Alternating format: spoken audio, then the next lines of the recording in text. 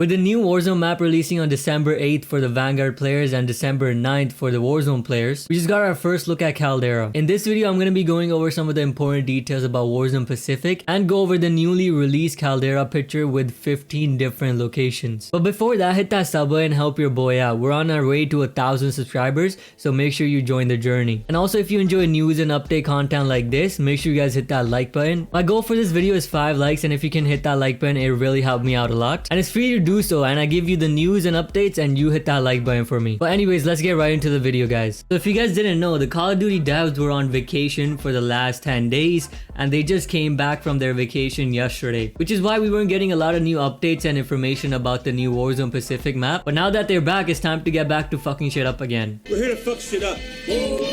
I mean that in a good way. And of course, today we happen to get a picture of the new Warzone map, Caldera. They listed 15 different locations on the Caldera map, and they have previously stated that the Caldera map is going to be the same size as Verdansk, or at least a similar size. But before I deep dive into the new map and the locations, let me give you a recap if you haven't been keeping up with Warzone news. The last day of Verdansk will be December 7th, where they're going to have an event to get rid of that map. On December 8th, Vanguard players will have access to Caldera as a bonus for buying Vanguard. And finally, on December 9th, everybody will have access to Caldera. So you might be asking, if you don't own Vanguard, will you be able to play Warzone on December 8th? Well, I'm assuming here that they're going to get rid of Verdansk and you'll only be able to play on the Rebirth Island for at least a day or two. And on December 9th, they'll push out a playlist update to have Caldera available to every single player. And I know it sucks for the people who don't have Vanguard, you won't be able to play Warzone for a day, but Rebirth isn't so bad. A lot of people have grown on Rebirth, and if you haven't tried it yet, make sure you'll give it a try. With the release of Warzone Pacific, there's also going to be the release of the new anti-cheat Ricochet. Just a week ago, I didn't even know how to pronounce Ricochet, but one of my boys in the comments let me know how to pronounce it. So I appreciate that. But yeah, to the hackers out there, you're actually gonna have to start using your brain now. Who would have guessed you actually have to have skill to kill people in a game? But of course, that's assuming the fucking anti-cheat actually works, which I pray to God it does. Moving on to the new map, it has 15 different locations, with these locations having all sorts of terrain and different styles. At number 1 and 2, we have Arsenal and Docks. They seem pretty similar, both of them at the edge of the map, and it seems like they're gonna have those freight things around the area. At number 3, we have Runway. It looks like an open area, which makes sense because it's called Runway. I'm assuming it's just a runway for airplanes to take off.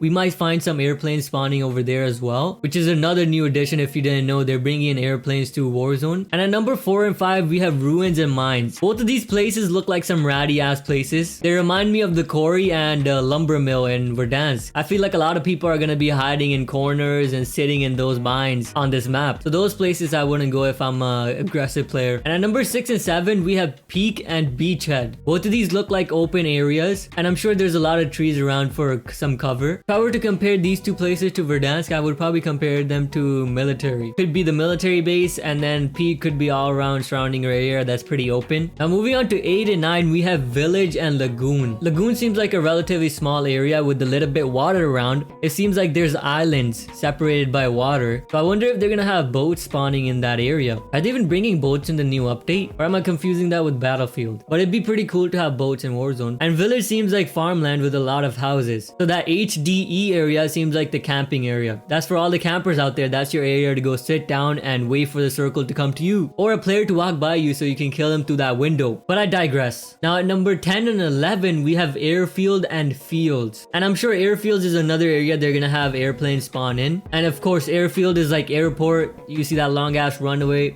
There's nothing else to compare it to. And Fields is one of the biggest areas on the map. Seems like there's a lot of houses and some farming going on. It might be Caldera's farmland. Now moving on to number 12 and 13, we have Sub Pen, aka Sub Penis, and Power Plant. Sub Penis looks like there's a big ass building in the middle of it, and I wonder if we can go on top of that. That seems like one of the biggest buildings on the map if I'm looking at it right now. Kind of like Stadium was, but it's not in the center of the map. So if we can go on top of that, I'm sure there's gonna be a lot of campers sitting on top of that as well. And Power Plant is like quarry. A lot of buildings around, a lot of places you can rat in. Capital seems to be the most dense place in regards to the buildings. Makes sense because it's called Capital, right? It's a city. And lastly, we have Resort. Resort seems like a pretty small area in the corner of the map. But yeah, that's the entire Caldera map. There's also orange dots on the map, and I'm trying to think what that could be. But I'm not sure what that could be. So if you have an idea, let me know in the comments below. Another new important factor to look at is that Caldera is set on December 8th, 1944. So since we're going back in time from the current Warzone, does that mean a lot of the futuristic stuff will be taken out of Warzone?